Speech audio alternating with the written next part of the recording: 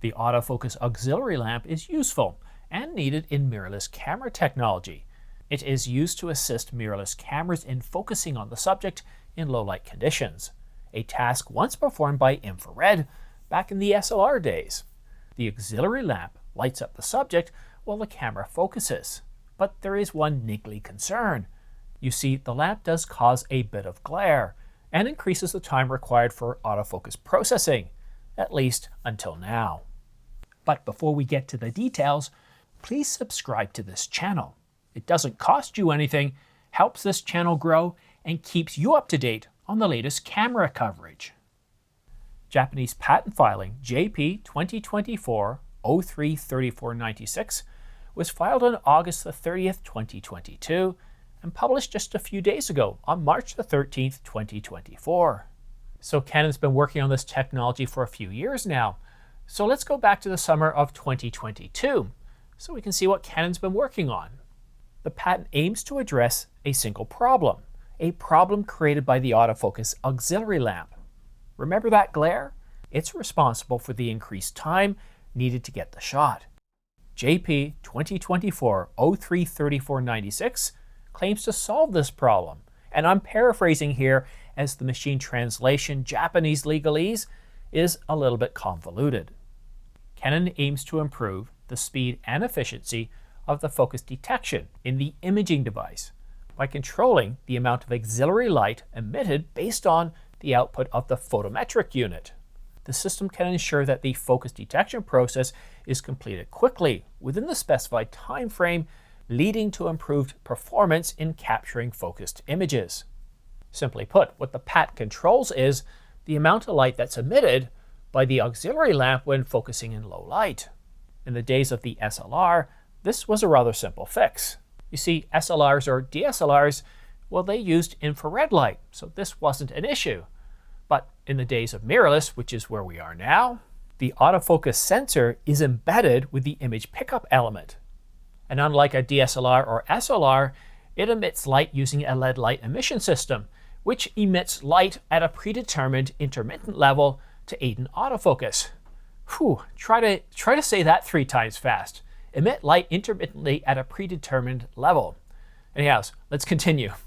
So you see, while mirrorless cameras provide many enhancements, the mirrorless cameras did create a few challenges, of which Canon seems to have solved, or at least addressed, with JP 03-3496, to be able to increase the speed and efficiency of the autofocus detection system once the auxiliary lamp goes off. And when we can reduce the amount of time, that's a big deal. And this is good news for photographers, specifically wedding and event photographers, those shooting in low light, who miss the old infrared light. And some of those customers are still unwilling to migrate to mirrorless cameras for this very reason.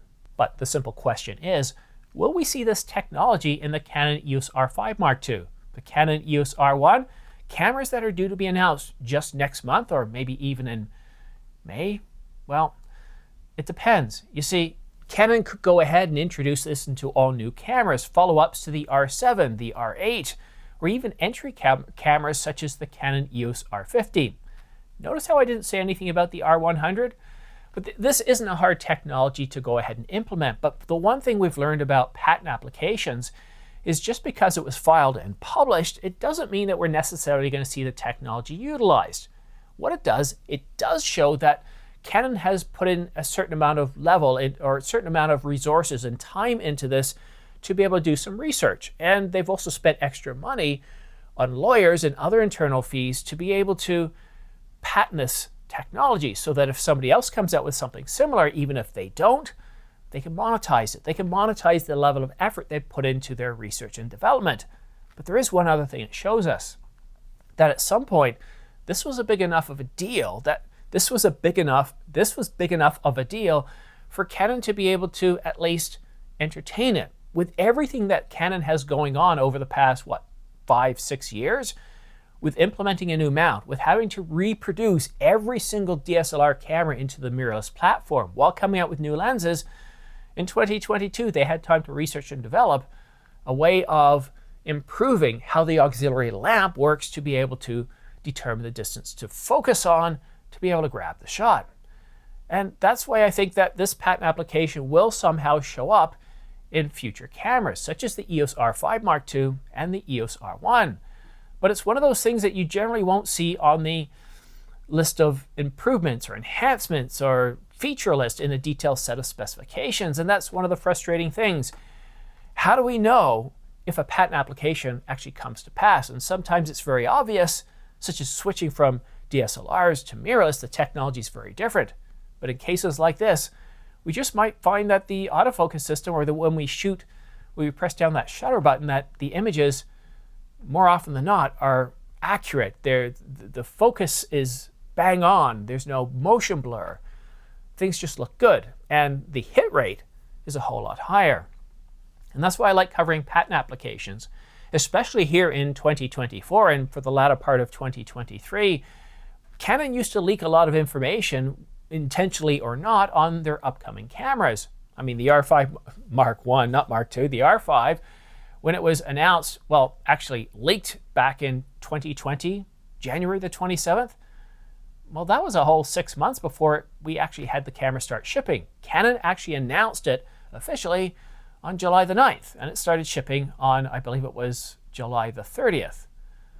So we had a whole lot of information that leaked out, very detailed list of specifications, but this time, not so much. So by looking at patent applications that were not only filed but published, it tells us what Canon has been working on, what they've applied time, resources, and essentially money to try and understand and to solve. And a patent application doesn't get published because they had an idea, but because they had an idea and they've been able to prove that it works, that they've solved a problem.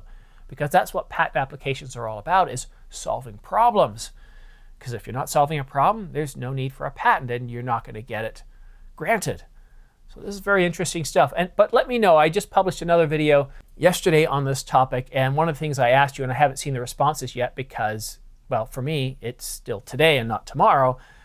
Let me know what you think I could do differently with these patent applications, what topics you would like me to cover, and if you even have any need for covering patent applications. I personally like it because, especially when there isn't a lot of information out there, it does give us a glimpse into what may come. And if you're interested in purchasing any camera gear, accessories, or lenses and bodies from B&H, Adorama, or Amazon.com, then please consider purchasing from my affiliate links, or using my affiliate links for B&H, Amazon, and Adorama, because, well, not only does it not cost you anything at all, or have you jump through hoops, but I get around 2 to 12% back, which really does help support this channel. And right now, I've been talking about this all week. The amount of deals that are on right now, if you're not willing to wait for the R5 Mark II, the Sony a7S IV, or any other camera out there like the S1 or the S1H, take a look at the deals, because whether you're a Nikon customer, the Z8, $300 off right now.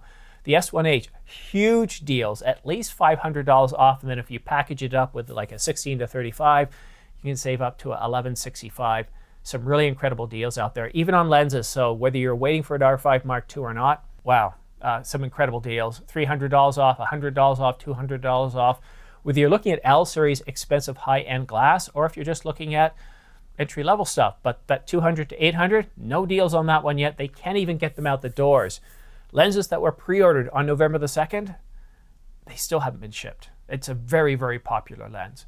But one last thing before you go, if you want to stay up to date on the latest and greatest when it comes to camera news, rumors, and forecasting, then go ahead and subscribe and choose all notifications. So that way when I publish a new video like this one here, well, you can be kept up to date on the latest and greatest. And don't forget to follow me on Twitter, because when we see some really good pricing information, I don't always put that stuff at the end of a video like I did today. Quite often I'll just tweet that information out. And the R5C right now, it's like some $1,300 to $1,500 off. What is it? $35.99. $35.99. That's a pretty powerful camera. That's a go anywhere. This is the only cinema camera that's out there for under $30,000 that can do 8K RAW at up to 60 frames per second, and it's a cinema camera.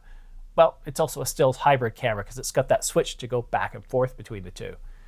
But that's it for now. Have yourself a great weekend if you're going to have an early weekend. I know it's spring break here in much of North America, so enjoy your last weekend with your family before everything goes back to school.